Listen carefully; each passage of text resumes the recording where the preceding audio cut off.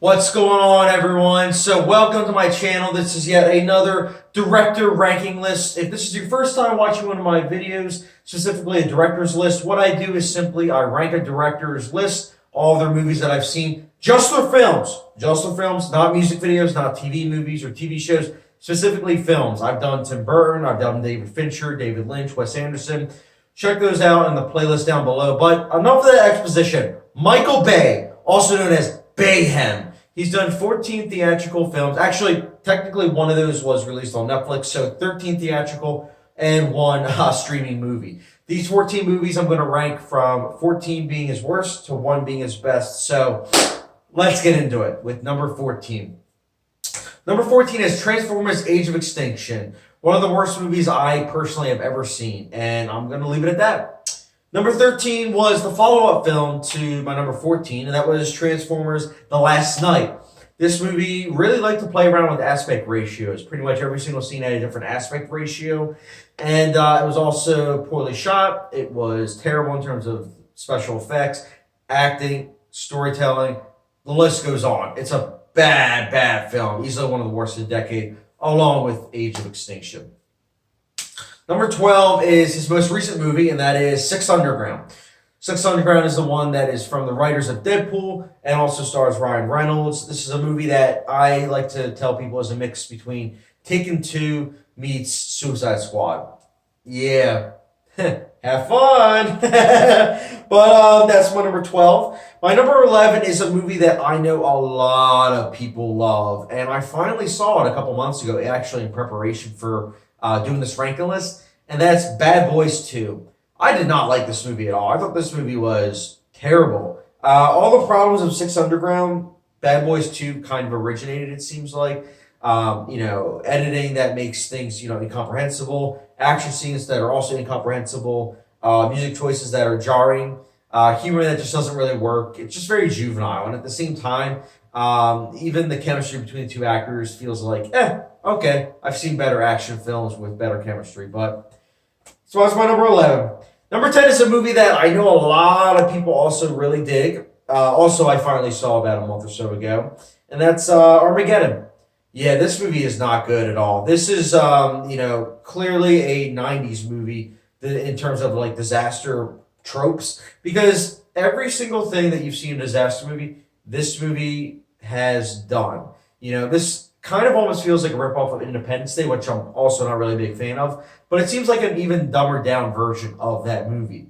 And it really doesn't make any sense, honestly, too. And I like how the actors have kind of come out, and even I believe, if I'm not mistaken, Michael Bay has come out and said that it's not a good movie. And he's right. It's not. It's a very poorly made movie that I'm surprised the studio was like, yes. Other than maybe Michael Bay was like, so we're going to get a huge cast together, a bunch of explosions, and the, people that put up the money, Touchstone Pictures, I believe it was, they were like, hey, money! And it worked. I mean, it was a huge box office success and even got some Oscar nominations. So I guess it worked, but what do I know? That's my number 10.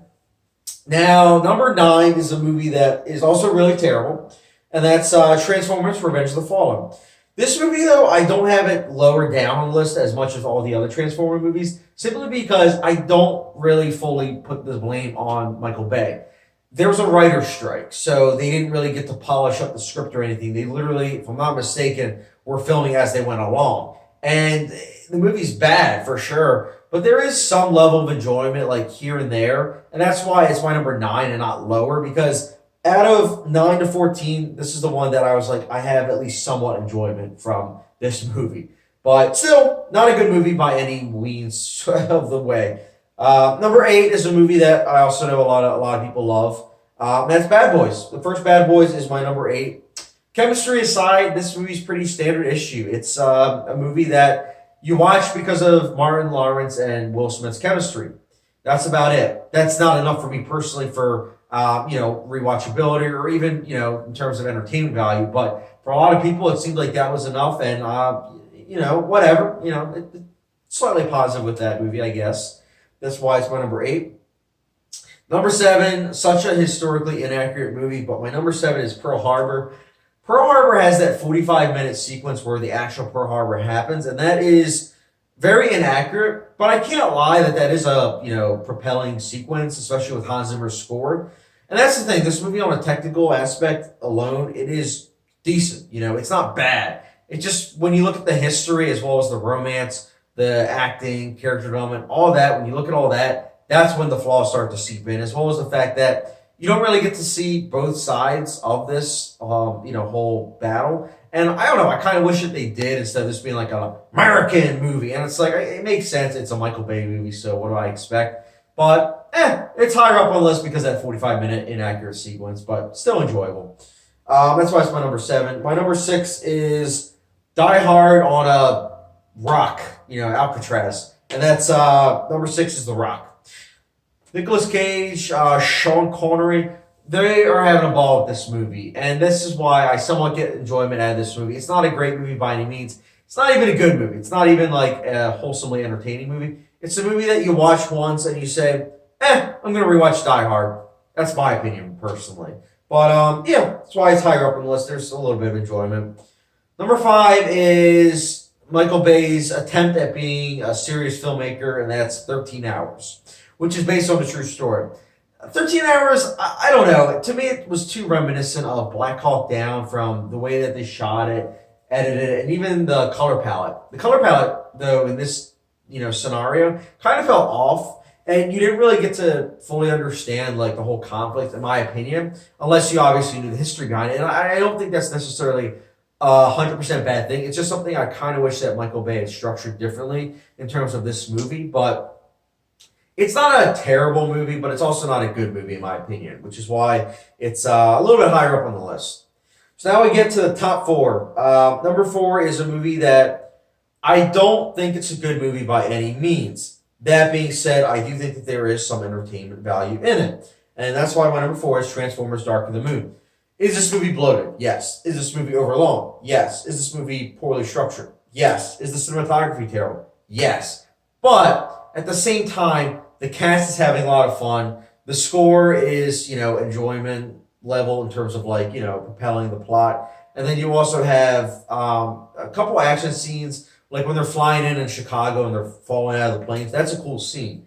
It's just that, unfortunately, a lot of these scenes just aren't really well shot. Like, they're odd angles. Almost seems like Battlefield Earth in a way. But it's a movie that there is some enjoyment level to it, like guilty pleasure level. But it's by no means a good movie. But it's still, like I said, it's still enjoyable, like on a surface level. It's just when you start to think about it, the movie is like really bad. But it's higher up there because of enjoyment level. That's why it's my number 4. Number 3 is one of the first movies I saw of Michael Bay, honestly. And right from the beginning, I could tell it was a Michael Bay movie in terms of, I'd say, the second half. When I said right away, I meant that at that point in time, I did know how to look at the back of covers and see, oh, this director did it. But I didn't fully comprehend the fact it was a Michael Bay movie until the second half, because the first half, there really isn't that much action. It's a lot of character-driven stuff, which is cool.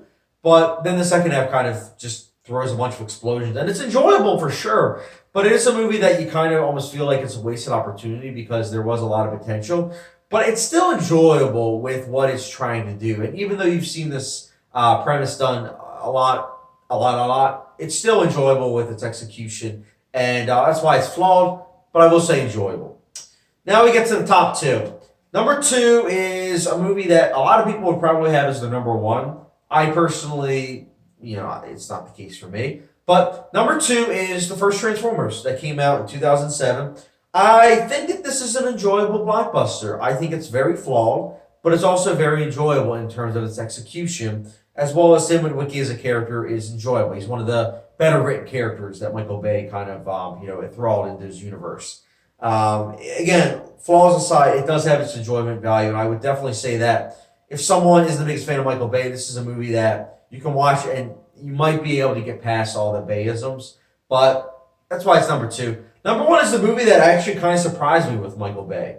It's a movie that when it came out, I know there was a lot of criticisms, and I don't think that this is a perfect movie by any means, but I do find enjoyment in it, and I do think that it was kind of compelling in some aspects, which is kind of odd for him. And that's why, number 1, it's Pain and Gain. Yeah, that's right, everyone. The one with Dwayne Johnson and Mark Wahlberg and a slew of other actors. Yes, that's my number 1 choice. There's just something about the humor that I was able to kind of enjoy and look past like all the other stuff that I usually don't like about Michael Bay. But I don't know. The story was just very interesting, and I think that the execution of it made for like popcorn level, surface level entertainment. But I was able to appreciate it more than his other 13 movies. And guys, that's my ranking list though of Michael Bay. I always do at the end of these ranking lists on if I like the director or not. And Michael Bay is no exception. I'll do that now. Michael Bay is a director I do not like. I think that he's a director that is, containing a lot of characters that are both used as objects, essentially, specifically the women. He's racist, he's sexist, xenophobic. He features a lot of stereotypes. And when I say all those things, I don't mean he specifically. I mean, he has it in his movies. And it means that he's probably okay with it.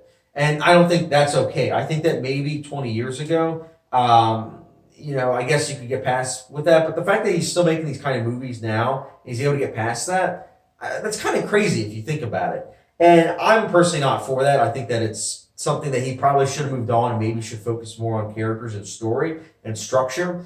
Instead, he's so focused on explosions and just kind of getting, all these money shots in the movies. And I think that it does definitely show because he shoots it as if it's a music video. And at the end of the day, the movie feels like a product. It doesn't feel like something that you watch, digest, and say, that was good. It's something you try to digest and you end up throwing up because you're like, yeah, no, I want something more digestible. Please give that to me.